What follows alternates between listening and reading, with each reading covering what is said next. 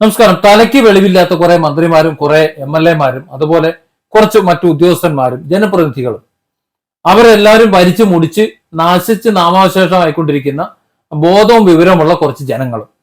ഇതാണ് കേരളത്തിന്റെ ഇന്നത്തെ അവസ്ഥ. ഞാൻ ഓരോന്നായിട്ടൊന്ന് പറയാം, ഉദാഹരണ സഹിതം പറയാം. വർഷങ്ങൾക്ക് മുമ്പ് റേഷൻ കാർഡ് അറിയാമല്ലോ, റേഷൻ കാർഡ് ഏതെങ്കിലും ഒരു പുരുഷന്റെയോ സ്ത്രീയുടെ ആരെങ്കിലും ഒരാളുടെ പേരിലായിരുന്നു. അത് മാറ്റിയിട്ട് ഒരു വീട്ടിലെ ഏറ്റവും മുതിർന്ന അംഗത്തിന്റെ പേരിലേക്ക് മാറ്റി. മുതിർന്ന അംഗം എന്ന് പറഞ്ഞാൽ വനിതാ അംഗമാണ് കേട്ടോ. ഈ വനിതാ അംഗമായി മാറ്റിയപ്പോൾ പിന്നെ ഒരു വലിയൊരു ഒരു ആപ്ലിക്കേഷൻ ഫോം അല്ല, ഒരു വിശദീകരണ ഫോം അതിന് കൂടെ ഉണ്ടായിരുന്നു. അതായത് അതിലിങ്ങനെയായിരുന്നു ബന്ധങ്ങൾ രേഖപ്പെടുത്തിയിരുന്നത്.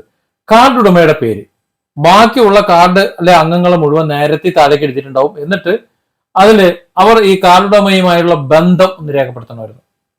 സത്യത്തിൽ ഇതിന്റെ ആവശ്യം തന്നെ ഇല്ലാത്തതാണ്, എങ്കിലും ബന്ധം രേഖപ്പെടുത്തുക. ആ ബന്ധം ഭർത്താവ് അല്ലെങ്കിൽ അപ്പൻ, അമ്മ, മകൻ, മകൾ ഇങ്ങനെയൊക്കെ ആയിരുന്നു. അപ്പൊ ഇങ്ങനെയൊക്കെയുള്ള ഈ ബന്ധം എഴുതുന്ന കൂട്ടത്തിൽ ഒരു ബന്ധം ഇങ്ങനെയായിരുന്നു: ഭർത്താവിന്റെ സഹോദരിയുടെ ഭർത്താവ്. സ്വാഭാവികമായും നമുക്ക് സംശയമൊന്നും കണ്ട് ചിരിക്കേണ്ട ഒരു ആവശ്യമില്ല. സഹോദരിയുടെ ഭർത്താവ് ഒരുപക്ഷെ അവിടെ ഉണ്ടാകാം, ആ കാർഡിൽ ഉൾപ്പെട്ടിരിക്കാം. അതുകൊണ്ടായിരിക്കും അത്തരം ഒരു ബന്ധം എഴുതി ചേർത്ത ഉദ്യോഗസ്ഥന്മാർ. എന്നാൽ തൊട്ടടുത്ത കോളമായിരുന്നു രസം: ഭർത്താവിന്റെ സഹോദരിയുടെ ഭാര്യ. അതായത് സഹോദരിക്ക് ഒരു ഭാര്യ ഉണ്ടാക്കി കൊടുത്തു നമ്മുടെ സർക്കാർ സംവിധാനം. ഇത് ഏത് പോത്തൻകോടനാണ് ഇത് തയ്യാറാക്കിയതെന്നോ, ഏത് പോത്തൻകോടനാണ് ഇത് എഡിറ്റ് ചെയ്തതെന്നോ, ഏത് പോത്തൻകോടനാണ് ഇത് പ്രൂഫ് നോക്കിയതെന്നോ ഒന്നും അറിയില്ല. ഒരു പോത്തൻകോടന്മാർക്കും ഒന്നും അറിയില്ല എന്ന് മനസ്സിലായി. ഒരു മന്ത്രിയും ഒരു MLA ആരും ഒന്നും നോക്കാതെ തോന്നിയതുപോലെ ടെൻഡർ കൊടുത്ത് വിടുന്നതാണ് ഓരോ പരിപാടി എന്ന് മനസ്സിലായി. അവർക്ക് തോന്നുന്ന രീതിയിൽ എഴുതി വിടാണ്. ഇനി വേറൊരു നിയമം പറഞ്ഞുതരാം.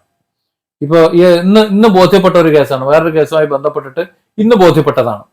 ഈ വിവാഹ രജിസ്ട്രേഷൻ ഉണ്ടല്ലോ, സ്പെഷ്യൽ മാരേജ് ആക്ട് പ്രകാരം വിവാഹം രജിസ്റ്റർ ചെയ്യുമ്പോൾ നേരത്തെ വിവാഹം കഴിച്ചാലും, അല്ലെ നേരത്തെ എന്ന് പറഞ്ഞാൽ പഞ്ചായത്ത് വിവാഹം കഴിച്ച കേസുകൾ ഉണ്ടാവും, അവർക്ക് സ്പെഷ്യൽ മാരേജ് ആക്ട് പ്രകാരം വിവാഹം രജിസ്റ്റർ ചെയ്യണമെന്നുണ്ടെങ്കിൽ അത് ചെയ്യാം. ഇത് മുസ്ലിം കമ്മ്യൂണിറ്റിയിലാണ് അത് കൂടുതൽ ഇപ്പൊ നടക്കുന്നത്. ഈ അടുത്ത കാലത്ത് ഷുക്കൂർ വക്കീലിന്റെ കാര്യം നമുക്കറിയാമല്ലോ, നമ്മുടെ ഇന്നത്തെ കേസുകൂടെ എന്ന് പറഞ്ഞ സിനിമയിലെ ഷുക്കൂർ വക്കീൽ. അപ്പൊ ആ വക്കീലിന്റെ അന്നത്തെ ആ വിവാഹത്തിന്റെ കാര്യത്തോടെ ഇങ്ങനെ ഒരു സംഭവം ഉണ്ടെന്ന് മനസ്സിലായി. അപ്പൊ അതുപോലത്തെ കാര്യങ്ങളും മറ്റും സബ് രജിസ്റ്റർ ഓഫീസിൽ വിവാഹം രജിസ്റ്റർ ചെയ്യുമ്പോൾ ഉണ്ടാകുന്ന ഒരു പൊല്ലാപ്പ് ഞാനൊന്ന് പറഞ്ഞുതരാം. വൃത്തികെട്ട ഒരു നിയമം. ഏത് വൃത്തികെട്ടന്മാരാണ് ഇത് ഉണ്ടാക്കിയെന്ന് അറിയാൻ വയ്യ. അതായത് നമ്മൾ ഒരു അക്ഷയ സെന്ററിൽ ചെന്നിട്ട് വിവാഹ രജിസ്റ്റർ ചെയ്യാനുള്ള അപേക്ഷ ഫില്ല് ചെയ്ത് അവിടെ കൊടുക്കുന്നു. 195 രൂപ അവിടെ അടയ്ക്കുന്നു. അടച്ചു കഴിഞ്ഞാൽ അവിടെ നിന്നൊരു ഫോം തരും. ആ ഫോം കൊണ്ട് പോലീസ് സ്റ്റേഷനിൽ ഒരാൾ ഒപ്പിടാൻ ചെന്ന കഥയാണ് ഇതിന് മുമ്പത്തെ വീഡിയോയിൽ ഞാൻ പറഞ്ഞിട്ടുള്ളത്. എന്ന് പറഞ്ഞാൽ അറ്റസ്റ്റ് ചെയ്യാനായിട്ട് ചെന്നത്, അത് കഴിഞ്ഞു. അത് അറ്റസ്റ്റ് ചെയ്ത് കഴിഞ്ഞാൽ പിന്നെ നേരെ പോകേണ്ടത് അടുത്ത 30 ദിവസം കഴിഞ്ഞിട്ട് 90 ദിവസത്തിനകം 30 ദിവസം നോട്ടീസ് വച്ചിടുന്നതാണ്. കാര്യം ഇന്ന് അവിടെ പതിച്ചിട്ടുണ്ടെങ്കിൽ ഇന്നിപ്പോ 12-ാം തീയതിയാണ്. അപ്പൊ 12-ാം തീയതിക്ക് ശേഷം അടുത്ത 12-ാം തീയതി ആകുമ്പോൾ ഒരു മാസം പൂർത്തിയായി. ആ ദിവസം മുതൽ ആ 90 ദിവസം നെക്സ്റ്റ് അടുത്ത 2 മാസത്തിനുള്ളിൽ എപ്പോഴെങ്കിലും ഒരു ദിവസം പോയി രജിസ്റ്റർ ചെയ്താൽ മതി. അതാണ് അതിന്റെ നിയമം എന്ന് പറയുന്നത്. അത് ഈ പറഞ്ഞ സബ് രജിസ്റ്റർ അവിടെ ഉള്ള ദിവസം പോവുകയാണെന്നുണ്ടെങ്കിൽ വിളിച്ച് മനസ്സിലാക്കിയൊക്കെ പോവുകയാണെന്നുണ്ടെങ്കിൽ നല്ലത്, അത്രേ ഉള്ളൂ. അപ്പോൾ അങ്ങനെ രജിസ്റ്റർ ചെയ്യാൻ പോകുമ്പോൾ നടക്കുന്ന ഒരു വൃത്തികെട്ട ഒരു പരിപാടിയെ കുറിച്ചാണ് ഞാൻ നിങ്ങളോട് പറയുന്നത്. അവിടെ പോകുമ്പോൾ വേണ്ട കാര്യങ്ങൾ, നമ്മുടെ ഈ ഒറിജിനൽ ഫോം കയ്യിൽ വേണം. ഏത്? നമ്മുടെ ഈ ഒറിജിനൽ ഫോം, ഈ പറഞ്ഞ ഫോട്ടോ ഒട്ടിച്ച് ഈ ഗസറ്റ് ഓഫീസർ അറ്റസ്റ്റ് ചെയ്തിട്ടുള്ള ആ ഫോം കയ്യിൽ വേണം, ഒറിജിനല്. അത് കൂടാതെ 2 ഫോട്ടോ വേറെ വേണം. പിന്നെ ഫീസ് കാര്യങ്ങൾ വേണം.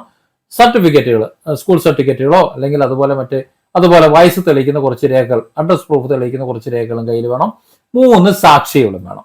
ഇത്രയും പേരെ കൊണ്ട് സബ് രജിസ്ട്രേഷൻ പോയി കഴിഞ്ഞാൽ ഒരു ചെറ്റ നിയമം അവിടെ ഉണ്ട്. ചെറ്റ നിയമം എന്താണെന്നറിയോ? അവിടെ രജിസ്റ്ററിൽ പതിക്കാൻ വേണ്ടി 2 ഫോട്ടോ നമ്മൾ കൊണ്ടുപോകുന്നുണ്ട്. വരന്റെയും വധുവിന്റെയും, അതായത് ആണിന്റെയും പെണ്ണിന്റെയും ഓരോ ഫോട്ടോ കൊണ്ടുപോകുന്നുണ്ട്. ഈ ഫോട്ടോയുടെ പശ തേച്ച് ഒട്ടിക്കുന്ന ഭാഗത്ത് ഗസറ്റഡ് ഓഫീസർ അറ്റസ്റ്റ് ചെയ്യണം അത്രേ. മനസ്സിലായില്ലേ? എവിടെയാണ്? പശ തേച്ച് ഒട്ടിക്കുന്ന ഭാഗത്ത് ഗസറ്റ് ഓഫീസർ അറ്റസ്റ്റ് ചെയ്യണം. അത് നിയമമാണ്. ഇത് ഈ വിവരം അറിഞ്ഞപ്പോ പോലീസ് സ്റ്റേഷനിൽ നിന്ന് ഒരു ദുരനുഭവം ഉണ്ടായ കഥ നേരത്തെ വീഡിയോ ചെയ്തല്ലോ. അപ്പൊ ഈ വിവരം അറിഞ്ഞ ശേഷം ഞാൻ എവിടേക്ക് വിളിച്ചെന്നറിയോ? ഞങ്ങൾ തൊട്ടടുത്തുള്ള സബ് രജിസ്റ്റർ ഓഫീസിൽ വിളിച്ചു. അത് നിയമമുണ്ട്. ജില്ലയിൽ വിളിച്ചു, നിയമമുണ്ട്. എന്തിന്? സ്റ്റേറ്റിൽ വിളിച്ചു, നിയമമുണ്ട്. എന്ത് വലക്കൊക്കെയാണ് ഈ നിയമം? ഏതെങ്കിലും ഒരു ഗസറ്റ് ഓഫീസറെ സൈന് ഇപ്പൊ ആവശ്യമില്ല. പണ്ട് ആവശ്യം ഉണ്ടായിരുന്നത് ഈ ഗസറ്റ് ഓഫീസർ സൈൻ ചെയ്യുന്നത് ഈ ആൾക്ക് പോകാൻ കഴിയുന്നില്ല, പക്ഷെ ഇയാൾ തന്നെയാണ് ജെനുവിൻ, എന്ന് മനസ്സിലാക്കിക്കൊണ്ട് മറ്റെന്തെങ്കിലും ഒരു ആവശ്യത്തിന് വേറൊരാൾ സാധനങ്ങൾ കൊണ്ടുപോകുമ്പോൾ ഈ അറ്റസ്റ്റ് ചെയ്ത സാധനം കൂടെ കൊണ്ടുപോയി കഴിഞ്ഞാൽ ആ പകരം പോകുന്ന ആളിന് അത് കൊടുക്കാം. ഇതൊക്കെയാണ് ഇതിന്റെ പ്രൊസീജിയർ എന്ന് പറയുന്നത്. ഇന്നൊരു തേങ്ങേന്റെ ആവശ്യമില്ല. കാരണം ഇന്ന് ആധാർ എന്ന് പറഞ്ഞ സാധനം ഉണ്ട്. വേറെല്ലാം കൊണ്ട് കൊണ്ടുവച്ചു കഴിഞ്ഞാൽ അവന്റെ സകല കിടുങ്ങാമണി അവിടെ തെളിയും, ഇല്ലേ? സകല ചരിത്രവും ഭൂമിശാസ്ത്രവും അവിടെ തെളിയുന്നിരിക്കെ എന്തിനാണ് ഇമാതിരിയുള്ള പ്രഹസനം? സംഗതി മനസ്സിലായില്ലേ? നിങ്ങൾ ഈ സബ് രജിസ്റ്റർ ഓഫീസറുടെ മുന്നിൽ ആ രജിസ്റ്റർ ബുക്കിൽ ഒപ്പിടുമല്ലോ. അപ്പൊ ഒപ്പിടുമ്പോൾ അതിൽ പതിക്കാനുള്ള ഫോട്ടോയുടെ പശ തേക്കുന്ന ഭാഗത്ത് ഗസറ്റ് ഓഫീസർ അറ്റസ്റ്റ് ചെയ്യണത്രേ. ആര് പരിശോധിക്കാനായത്? എന്തിനാണ്? ഇവരെ വെരിഫൈ ആകാൻ വേണ്ടിയാണത്രേ. അതിന്റെ മുമ്പിൽ നിൽക്കുന്ന ഈ വധുവരന്മാർ അല്ലെങ്കിൽ ആ 2 ചെറുക്കനെ പെണ്ണിനെ എന്താ അയാൾക്ക് തിരിച്ചറിയാൻ കഴിയില്ല ഫോട്ടോയെ നോക്കിയിട്ട്. ഇനി അതുമല്ല എന്നുണ്ടെങ്കിൽ ഗസറ്റഡ് ഓഫീസർ സൈൻ ചെയ്തിട്ടുള്ള ആപ്ലിക്കേഷൻ ഫോം, ഏത് പൈസ അടച്ചിട്ടുണ്ടെന്ന ആ ഫോം ഉണ്ട്, ആ ഫോം അയാൾക്ക് കൊടുക്കുന്നുണ്ട്. അതിൽ അറ്റസ്റ്റേഷൻ പോരാ, അത് ഫോട്ടോയിലാണ് അറ്റസ്റ്റ് ചെയ്ത് സീലും വെച്ചേക്കുന്നത്.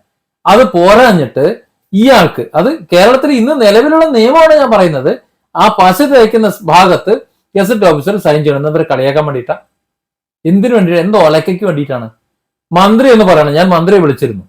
മന്ത്രി ഒരു ഗവൺമെന്റ് ഫോൺ എടുത്തിട്ട് അങ്ങോട്ട് ഫോർവേഡ് ചെയ്തു എന്ന് പറഞ്ഞിരുന്നു. പക്ഷെ ഫോർവേഡ് ചെയ്തല്ലാണ്ടത് ആളെ കിട്ടിയിട്ടില്ല. ഞാൻ വിളിക്കുന്നുണ്ട്, നിങ്ങൾക്ക് വീഡിയോ ഞാൻ ചെയ്യുന്നുണ്ട്. ഇതൊന്നും അറിയണം, ഇതൊക്കെ അറിയുന്നുണ്ട്. ഇപ്പോ തിരുവനന്തപുരത്ത് നിന്ന് എനിക്ക് കിട്ടിയ വിവരം അതൊരു വൃത്തികെട്ട നിയമമാണെന്നും അത് വേണ്ടാത്തതാണെന്നും സർക്കാരിന് ബോധ്യമായിട്ടുണ്ട്, അല്ലെങ്കിൽ ഉദ്യോഗസ്ഥന്മാർക്ക് ബോധ്യമായിട്ടുണ്ട്. അതൊരു അമെന്റ്മെന്റിന് അയച്ചിട്ടുണ്ട് എന്നാണ് പറയുന്നത്. ഇത് വൃത്തികെട്ടതാണ് എന്ന് അറിയാന്നുണ്ടെങ്കിൽ സ്പോട്ടിൽ നീക്കം ചെയ്യണ്ടേ? പിന്നെ ഇതിനെ വെച്ച് താമസിപ്പിക്കുന്നത്? ഇനി ഏത് കാലത്ത് നിയമം പാസ്സായി വരണം? പശ തേക്കുന്നിടത്ത് പശ തേച്ച് പേപ്പറിൽ ഒട്ടിച്ചു കഴിഞ്ഞാൽ അത് കാണൂല.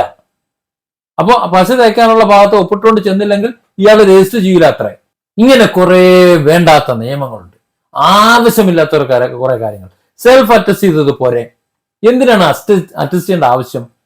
ഒരു പഞ്ചിങ് മെഷീൻ വെച്ചാൽ പോരെ വിരൽ വെക്കുന്നത്?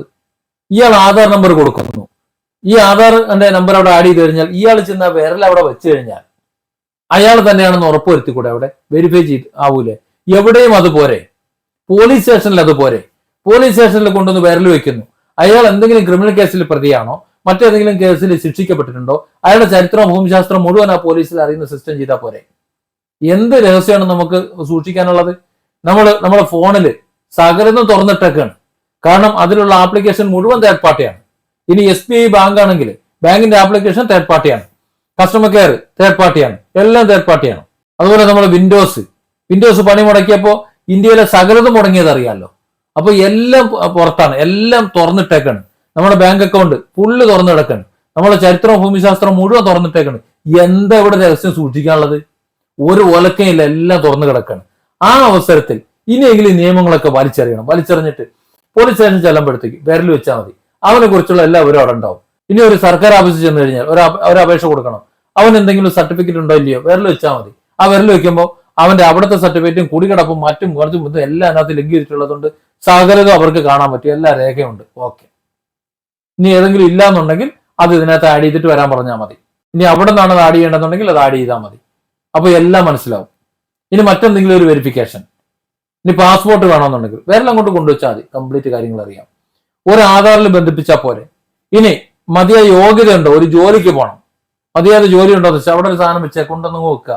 അയാൾ പാസ്സായിട്ടുള്ള സകല കോഴ്സുകളും ഇങ്ങനെ കാണും, ലിങ്ക് ചെയ്ത് കാണും. അതിനൊരു ഒഫീഷ്യൽ സൈറ്റ്, ഗവൺമെന്റ് സൈറ്റ് ഒരെണ്ണം സെറ്റ് ചെയ്താൽ പോരെ. അത് ഏതെങ്കിലും ലോക്കൽ സെർവർ ഇടാതെ കൊള്ളാവുന്ന ഒരു സെർവറിൽ, സ്പീഡുള്ള സെർവറിലേക്ക് കണക്ട് ചെയ്താൽ പോരെ. അതായത് ഒരാളുടെ സമയം വിലപ്പെട്ടതാണെന്നേ. അപ്പൊ ഈ രേഖകളെല്ലാം കെട്ടിച്ച് മുന്നോട്ട് പോകണ്ടല്ലോ, കൊണ്ടുചെന്ന് വെച്ചാൽ പോരെ. അത് വെച്ച് കഴിഞ്ഞാൽ അത് കംപ്ലീറ്റ് ടിക്ക് വന്നു കഴിഞ്ഞാൽ പോരെ, വെരിഫിക്കേഷൻ കംപ്ലീറ്റ് ആവൂല, എത്ര പെട്ടെന്ന് പരിപാടി നടക്കും. അപ്പൊ ഇതാണ് നിലവിലുള്ള അവസ്ഥ. ഈ ഒലക്കമല നിയമങ്ങളൊക്കെ എടുത്ത് കളയണം. എന്തിനാണിത്? അവിടെ അമെന്റ്മെന്റ് വെച്ചിട്ട് കാലങ്ങൾ കുറെ ആയത്രേ. എന്തിനാണ് ഈ ഫോട്ടോയിൽ പശ തേക്കുന്നിടത്ത് അറ്റസ്റ്റ് ചെയ്യേണ്ട ആവശ്യം? നല്ല വെടുപ്പായിട്ട് ആ ഫോമിന്റെ മുകളിൽ ചെയ്തു വെച്ചിട്ടുണ്ട്, അറ്റസ്റ്റ് ചെയ്ത് വെച്ചിട്ടുണ്ട്. അത് കണ്ടാൽ മനസ്സിലാവൂലേ? ആ ഫോട്ടോയും ഈ ഫോട്ടോയും തമ്മിൽ കണ്ടാൽ മനസ്സിലാവൂലെന്നുണ്ടെങ്കിൽ ഓരൊക്കെ പോയി തൂങ്ങിച്ചത്തൂടെ.